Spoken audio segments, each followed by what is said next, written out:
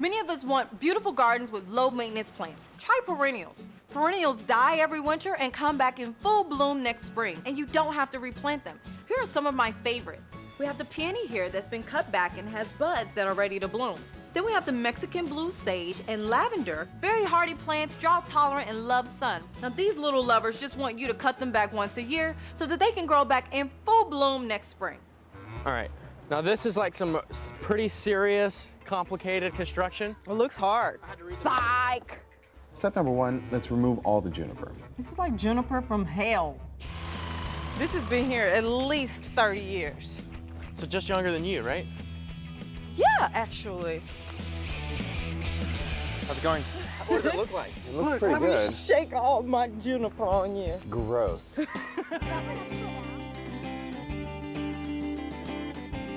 Okay, guys, it is time. I want you guys on the count of 3 to turn around and just tell me what you think.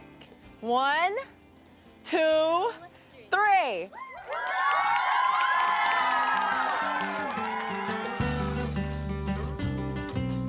We have a gazillion plus a ton of plants being delivered today. I see you're standing in front of the Garden of Eden. When you say lush, honey, you got lush and tons of it. How did this happen? Look at this. Isn't this ugly? I don't know what your problem is. I think it's shabby chic. It's definitely shabby. Now chic, I think we can work on that. If you want to conserve water in your garden, try succulents. They come in a beautiful variety of colors and textures. They store water in their leaves, their stems, and their roots. And contrary to popular belief, they grow in many different climates, but the key is well-draining soil.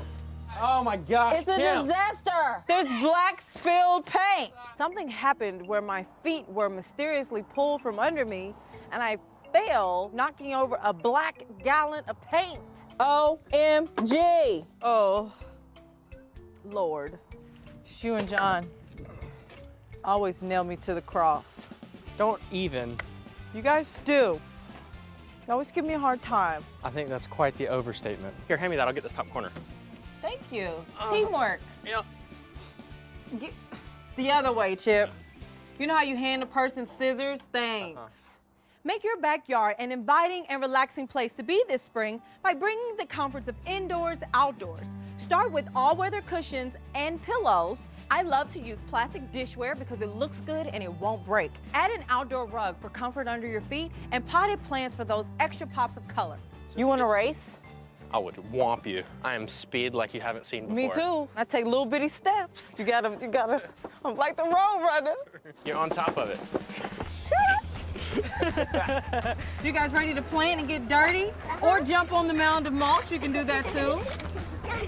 So what we're gonna do, guys, is put like 2 inches of soil on top of the root and leave this little crown out, okay? High five, you did it. Want to get your kids involved in the garden? How about making a simple bird feeder together? Today, Anderson and I are going to make a pine cone bird feeder. First, we coated it in peanut butter. Anderson here is going to roll it around in the bird seed. Now, when it's done, we're going to hang it from a tree. We planted a few more foundation plantings here. The thing to think about for foundation plants is for them to actually complement the color of your home. So the orange in there brings out that terracotta in your house. It's beautiful. It's so pretty. So we could do something like this, How many do we have? a little bit more haphazard, like this. Well, it can't be like Hopscotch 2.0 though. I mean, they already have 1.0 here. But I even think aesthetically it looks better to have them spaced. I would go wider. I'm all for functionality. I mean, aesthetic, yes, that's why we're here. But who looks down while they're walking every last time? No one. This is a house divided right here. I can't wait to work with Kim. I mean, I love her from watching the show, and I think it's going to be great.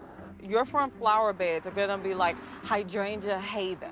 It's gonna be really nice. Do you like hydrangeas? They're one of my favorite flowers. That's perfect. No way, Danielle. No, really.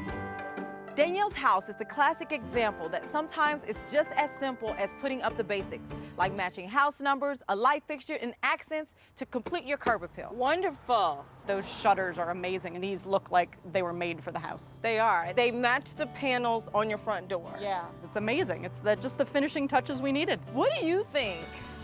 Awesome! Well, that works. High five, low five on that one.